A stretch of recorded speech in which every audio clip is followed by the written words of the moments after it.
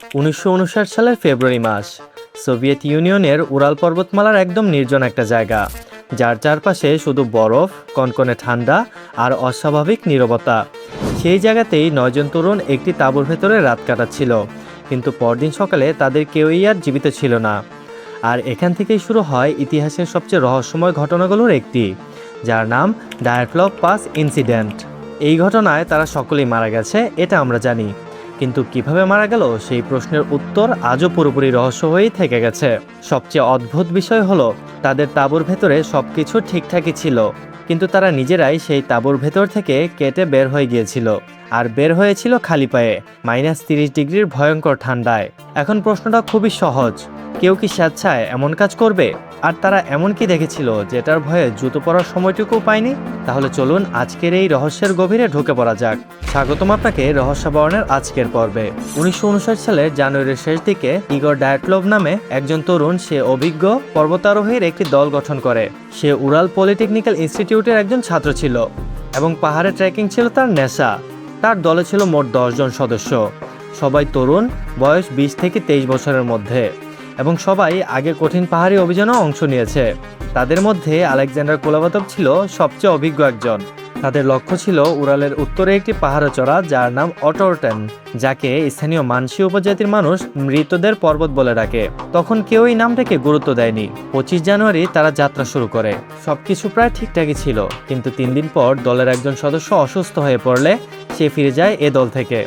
আর সেটাই ছিল তার জীবনের সবচেয়ে ভাগ্যবান সিদ্ধান্ত, কারণ বাকি 9 জন আর কখনো ফিরে আসেনি। 1 ফেব্রুয়ারির রাতে তারা খোলার সিয়াকল পাহাড়ের ঢালে তাঁবু খাটায়। পরিকল্পনা ছিল সেখানে রাত কাটিয়ে পরদিন আরও উপরে উঠবে, কিন্তু সেই রাতটাই হয়ে যায় তাদের জীবনের শেষ রাত্র। 12 ফেব্রুয়ারির মধ্যে তাদের ফিরে আসার কথা ছিল, কিন্তু তারা আর কখনো ফিরেনি। প্রথমে কেউ খুব একটা চিন্তা করেনি তাদের নিয়ে, কারণ পাহাড়ে দেরি হওয়া অস্বাভাবিক কিছু না। কিন্তু কয়েকদিন পর যখন তারা ফিরে এলো না, তখন পরিবারগুলো উদ্বিগ্ন হয়ে পড়ে এবং শুরু হয় অনুসন্ধান অভিযান। 26 ফেব্রুয়ারি উদ্ধারকারী দল সেখানে পৌঁছে এবং তারা প্রথমেই সেই তাঁবুটি দেখতে পায়, এবং তাঁবুটি প্রায় অক্ষত ছিল। কিন্তু একটা জিনিস সবাইকে হতবাক করে দিয়েছিল সেই সময়ে, তাঁবুটির ভেতর থেকে কাটা দেখে। মানে কেউ ভেতর থেকেই তাড়াহুড়ো করে বেরিয়ে গেছে এমন বোঝা যাচ্ছিল।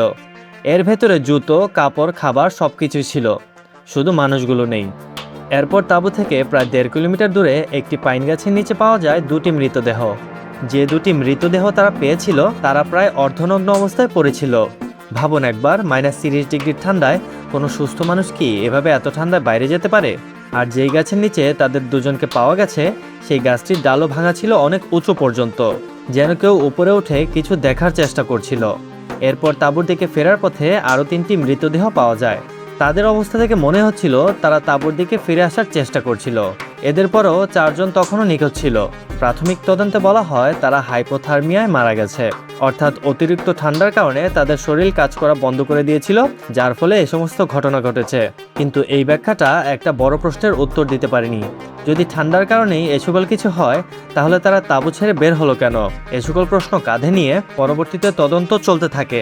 মে মাসে বরফ গলতে শুরু করলে বাকি 4 জনের মৃতদেহ পাওয়া যায় একটি গভীর খাদে, যা বরফের নিচে চাপা অবস্থায় ছিল।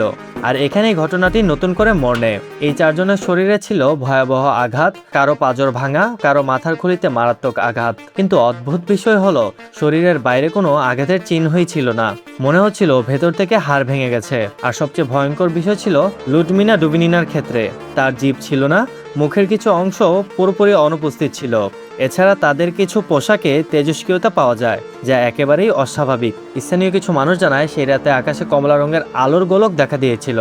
এ কথা শুনে হঠাৎ করে সেনাবাহিনীরা তদন্তে আগ্রহ দেখাতে শুরু করে, কিন্তু কিছুদিন পর পুরো কেসটি বন্ধ করে দেওয়া হয় কোনো কারণ ছাড়াই। সরকারি রিপোর্টে লেখা হয় এটি অজানা প্রাকৃতিক শক্তির কারণে মৃত্যু হয়েছে, কিন্তু সেই শক্তি কি, তার কোনো ব্যাখ্যা আজও দেওয়া হয়নি। বছরের পর বছর ধরে অনেক তত্ত্ব এসেছে। কেউ বলেছে তুষার ধস, কেউ বলেছে ইনফ্রাসাউন্ড, যা মানুষের মনে অকারণে ভয় সৃষ্টি করতে পারে। 2019 সালে আবারও তদন্ত করা হয় এবং বলা হয় স্লাভ অ্যাভালাঞ্চ, অর্থাৎ বরফের বিশাল চাপই হয়তো এই ঘটনার প্রধান কারণ। এই ব্যাখ্যা কিছুটা গ্রহণযোগ্য মনে হলেও সব প্রশ্নের উত্তর এই এক কথায় কাটানো যায় না। এখানে পাওয়া তেজস্ক্রিয়তা, জীব হারানো, আকাশের আলো, এসব এখনো রহস্যই থেকে গেছে। ডায়াটলভ পাস আজও পৃথিবীর সবচেয়ে রহস্যময় ঘটনাগুলোর একটি। 9 জন তরুণ যারা একসাথে হাসি মুখে ছবি তুলছিল তারা এক রাতেই অজানা অন্ধকারে হারিয়ে গেল। আর সেই রাতে ঠিক কী ঘটেছিল সেটা আজও আমরা জানি না।